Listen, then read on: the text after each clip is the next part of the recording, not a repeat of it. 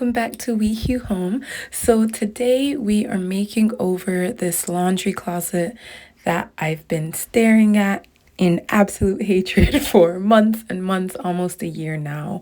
When we moved into this house, the laundry closet was something I knew I wanted to tackle, but I only relatively recently had any energy to do so.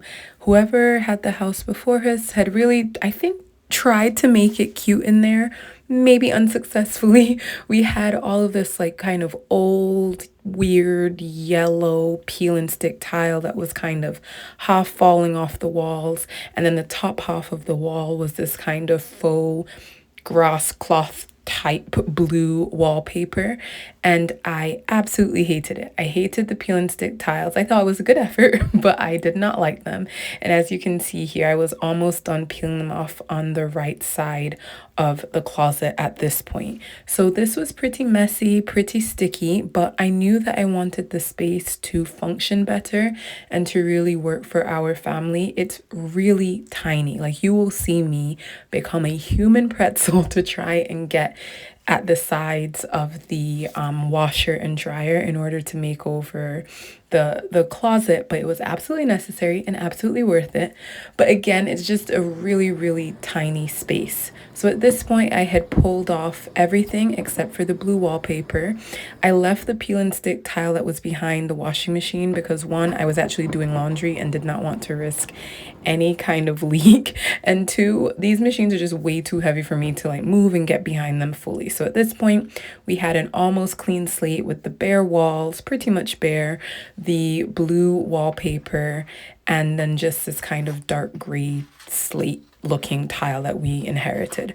So what I knew with this project is that I wanted to keep us on a really tight budget. It is a relatively small laundry closet, and so I didn't think that we needed to do anything super major. And so my goal here was really like, what can I do that will take the least amount of time and have the biggest impact? So my goals were making sure that this small space was as functional as possible, making sure it was beautiful. Laundry is not the most glamorous thing to do, and I wanted it to feel at least kind of pretty when we were in there. I wanted to make sure that I thought of and used elements that maximize the color palette that we had inherited.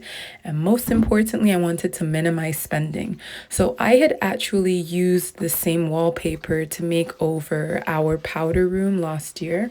And I thought, you know what, why not just buy another roll of that wallpaper? I like the print. I had a couple of issues with it in the powder room as far as the not repeating as it was supposed to. But I just got this off Wayfair. It came quickly. You can really find any print that you like. I thought this was great. I wanted something. I will just say this. If you, like me, are working with walls that are already textured, so like these walls had some residue left over from the peel and stick tiles that were there before, I would suggest using a highly patterned wallpaper. So I went for both a dark wallpaper and the highly patterned one, just because I knew it would be a little bit more forgiving with the bumps and sticky bits and whatever is on those walls in the laundry room closet. So I would advise you to do the same if you're working with a space where you know the walls aren't skim smooth perfect. So here I was just adding the wallpaper paste. Again, I'd use it for another project in our powder room, and just making sure that I got the edges. This is definitely another tip I'd give you. Make sure that you get the edges of the wallpaper. I didn't really care about whether or not this matched perfectly because, after all, it is a laundry closet and the space is tiny enough whereby you're not really seeing any large expanse of the wallpaper to really look at it and be like, oh, wait a minute, that kind of like pink flower, the pink rose on the right doesn't line up with the like yellow rose on the left. It was fine. It was just not that serious. It is, after all, the laundry room closet or the laundry closet. So at this point, I was again contorting myself to fit into this tiny space. Like, I don't think I can really underscore how tiny this space is. It's tiny.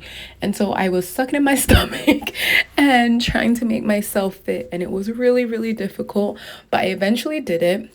And then I just had to work on getting the kind of corner of the wallpaper in place. This was tricky, but I wasn't too worried about whether the top of the wallpaper was completely level because, as you'll see in a bit, I knew I was going to add some chair rail, just some peel and stick molding to the top to kind of tie the floral wallpaper that I added and the blue kind of grass cloth effect wallpaper to tie the two of them together. So it wasn't a huge deal whether or not this was even. One of the biggest things was really to cut off that excess wallpaper that was hanging over the skirting board. So at this point, all the wallpaper was up. Full disclosure, my husband helped me on the left-hand side because I could not fit in there. So at this point, it was just a question of, okay, what will tie these two elements together? Thankfully, the blue wallpaper that we inherited, that was here when we moved here, worked really well with the florals. And so I just chose a very simple white peel and stick crown molding off Amazon. This stuff is amazing and it is perfect for a laundry room because it's wipeable. I believe it's also paintable.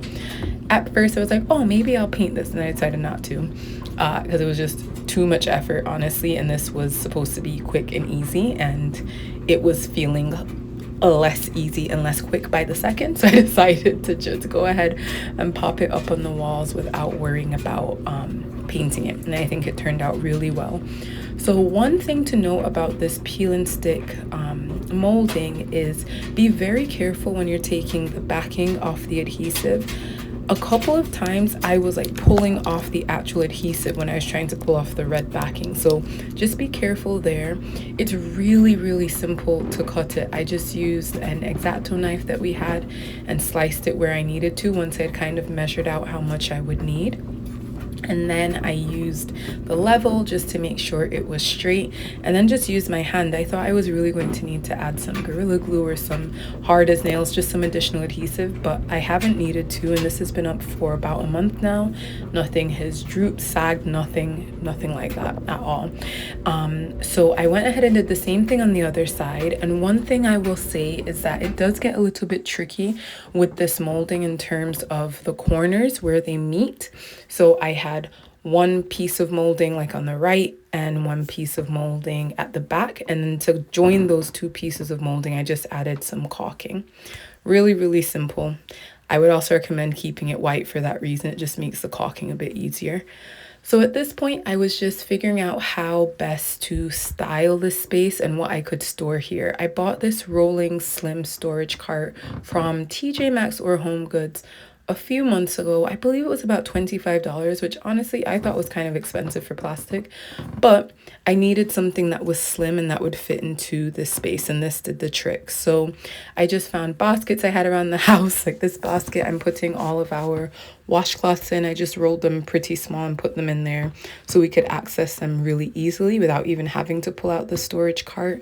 And then I rolled our towels as well and put those on the bottom shelves. I just wanted it to be super simple, something you could just reach your hand in, grab what you needed, and then go. And so here I'm just kind of finishing styling. I wanted it to look nice. It does actually still look relatively nice, which I am very proud of. And I think the reason for that is because this really is a reach-in closet in the truest sense. You just grab what you need and go. You don't have to pull out the rolling slim storage cart you see here. So that makes it a little more simple. I should say simpler.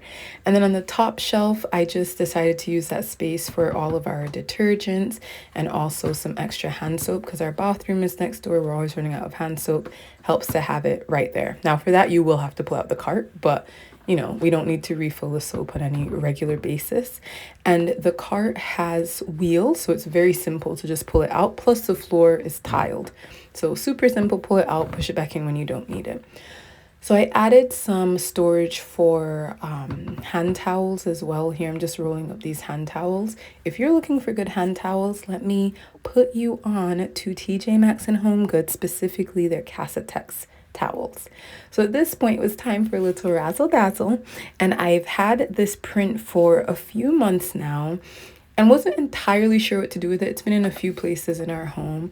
Initially, I tried hanging it with command strips. Do not attempt. This was a complete fail. And I think the reason for that is because I was trying to hang it on this wallpaper, which is very, very smooth. Even though it's like this faux grass cloth effect, it's very much effect. Like when you touch it, it doesn't feel textured, but when you look at it, it looks textured. And I think because it was so smooth and it didn't have any of that kind of friction that you find in drywall or in a plaster wall, it just would not stick. So as you can see here, I was struggling.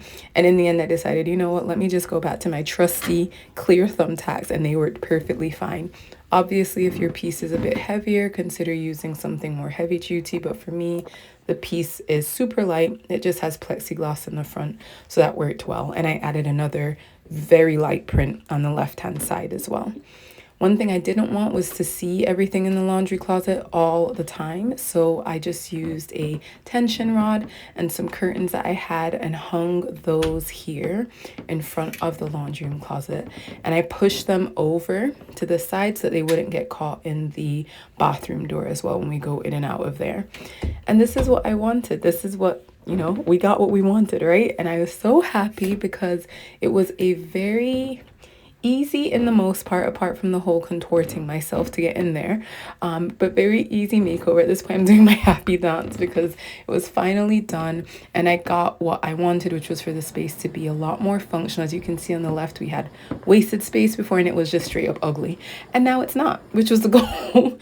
It's beautiful, it's functional, it works for our family, and it maximizes storage in a really tiny space, which is exactly what I wanted.